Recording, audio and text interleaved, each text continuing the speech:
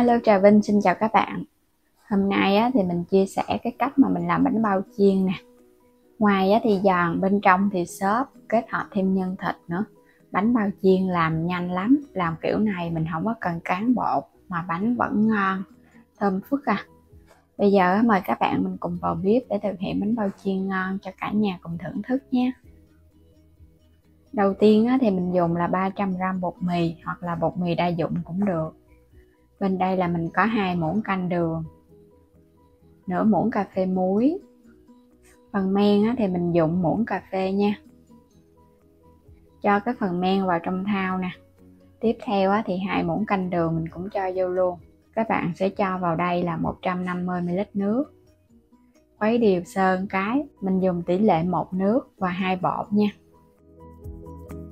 Cho hết 2 chén bột vô là 300g á. Muối thì mình cho vô sau nè.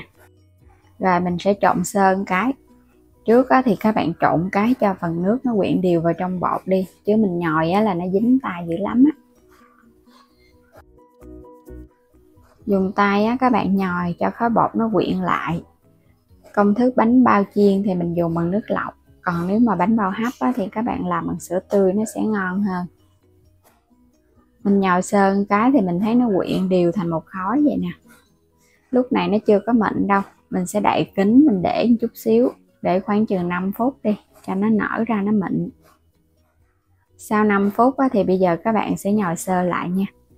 Đây cũng chính là cái bí quyết giúp cho cái sợi protein nó trong bột nó co giãn, thì cái khối bột của mình nó sẽ dẻo mịn mà mình không có cần phải cực công nhồi quá lâu. Bây giờ mình thấy nó mịn này nè.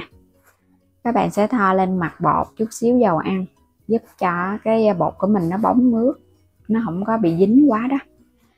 Lợn ở phần bên dưới luôn ha, cho nó dính phủ đều cái thau luôn. Rồi bây giờ sẽ đậy kín và mình ủ. Mình sẽ chờ từ 1 tiếng cho đến 1,5 tiếng đồng hồ cho nó nở gấp đôi.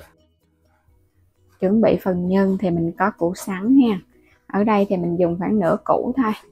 Các bạn sắc lát xong rồi mình sẽ sắc sợi lại cho nó nhỏ nhỏ, để một chút nữa mình băm hạt lựu.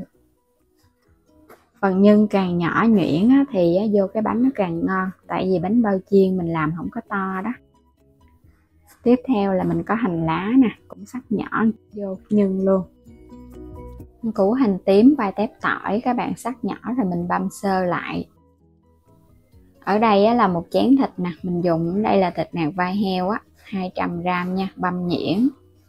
Hành tím tỏi sẽ đem đi phi thơm nè, bắt đầu mình xào nhân luôn. Khi mà hành nó dậy mùi thơm lên thì các bạn hãy cho thịt vô mình xào. Và nhớ là mình xào nhân với lửa lớn ha, để cho phần nhân của mình nó thơm mà nó không có bị ra nước á. Các bạn để lửa nhỏ là nó dễ bị ra nước lắm. Chỉ cần xào cho phần thịt này nó săn trở lại, rồi mình sẽ cho tiếp cái phần củ sắn vô. Củ sắn thì nó sẽ có nước, cho nên là các bạn xào một chút cho cái phần nhân nó hơi khô lại. Mình sẽ nêm gia vị: muỗng canh đường, muỗng cà phê hạt nêm, muỗng canh dầu hào, một ít tiêu xay, hành lá cho vô luôn ha. Rồi bây giờ mình sẽ xóc đều lên. Nếu mà phần nhân có nhiều nước thì các bạn để chút xíu cho nó khô nước rồi mình hãy tắt bếp ha. Quay trở lại bột nha, các bạn ủ đến khi nào mà mình thấy nó nở gấp đôi sẽ lấy cái khối bột ra. Hồi nãy giờ mình ủ 1 tiếng đồng hồ, trời cũng nắng cho nên là bột nó nhanh dậy lắm. Lấy nó ra mình gập nó lại cho nó láng.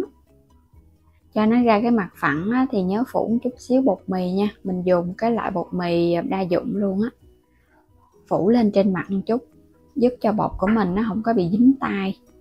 Và mình sẽ chia bánh bao chiên thì không có cần phải chia chính xác, mình cứ chia cho cái bột nó nhỏ nhỏ, chia cho những cái viên bột nó nhỏ nhỏ thôi.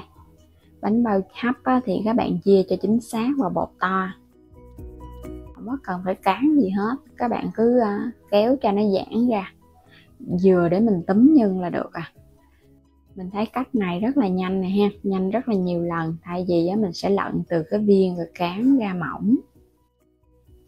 Làm sơ qua hết thì các bạn sẽ bắt đầu mình gói nhân nha. Một cái thì mình múc muỗng vậy nè, Rồi túm đều các cái mép cho nó dính chặt phần nhân, đừng có cho nó ló nhân ra ngoài là được à. Rồi bóp chặt cái mép này lại nè, để chút mình chiên nó không có bị bung. Làm đơn giản kiểu này mà mình thấy cái bánh rất là ngon luôn, lớp bột và lớp nhân cũng đều nhau, rút ngắn thời gian làm mà còn nhanh gọn nữa. Làm tương tự những cái bánh còn lại tránh hết cái phần nhân và bột. Mình chia ra thì được 19 cái bánh giống vậy nè, mỗi một cái bánh là cái cỡ dừa luôn nha. Khi mà các bạn gói xong thì mình chờ 5 đến 10 phút thì bắt đầu mình đi chiên. Cho dầu vô ha. Các bạn cũng không cần phải cho dầu nhiều quá đâu. Mình lấy cái bánh mà nãy gói trước sẽ đem chiên. Mình sẽ chiên làm 2 hoặc là 3 chảo. Để mức lửa trung bình. Các bạn cho bánh vô mình chiên từ từ nha, cho nó đừng có bị chín áp ở bên ngoài thì nó dễ bị cháy khét á. Chiên từ từ vậy nè, trở bề nó một chút nó nở lên á, thì mình sẽ đè nó xuống. Nó nở lên là nó sẽ nổi lên trên mặt á. Chiên chút xíu, nhớ để lửa vừa để cho bánh nó chín từ từ. Mình xay vậy nè, cho cái bánh nó ngập ở trong dầu thì nó chín đều hơn. Đè nó xuống ha. Bánh nó nở á, cho nên là nó sẽ nổi ở trên cái mặt. Đè chút xuống để cho nó vàng đều hết xung quanh để nó giòn. Khi bánh nó vàng đều vậy nè, cái phần nào trắng á, thì các bạn đưa nó xuống, cho nó nằm ở dưới á, thì nó vàng đều. Và để lửa vừa thì mình thấy nó không có bị cháy khét. Mình chiên từ từ. Cái nào vàng á, thì sẽ vớt lên rồi cái để qua một bên cho nó ráo dầu nha. Thì nó sẽ giòn lâu. Cái phần còn trắng á, thì các bạn chiên tiếp. Xong rồi mình sẽ cho tiếp cái bánh còn lại vô chiên. Những cái bánh bao mình đã chiên xong nè, vàng đẹp và bên ngoài á, thì nó giòn, bên trong á, thì nó xốp. Làm đơn giản, nhanh gọn lẹ. Làm chút xíu đã có được cái món bánh bao chiên ngon thưởng thức rồi nè. Bánh tròn đều ha. Công thức này mình thấy rất là nhanh, không có cán bột mà bánh vẫn đẹp, nở đều. Ở trên mặt thì nó giòn nhiều hơn xung quanh thì nó có cái độ xốp á. Phần nhân cũng nhiều nữa nè. Mình không có cho bột nhiều ăn nó sẽ ngán hơn. Phần nhân thì có thịt và củ sắn, ăn nó giòn giòn, nó thơm. Gia vị cũng vừa miệng nữa. Ở trên cái mặt bột thì mình thấy nó giòn, cái cạnh nó sẽ giòn. Nếu mà các bạn thích nó giòn nhiều thì mình chiên cho nó hơi vàng chút. Còn thích mà nó xốp mềm thì chiên vừa thôi, không có cần phải vàng quá.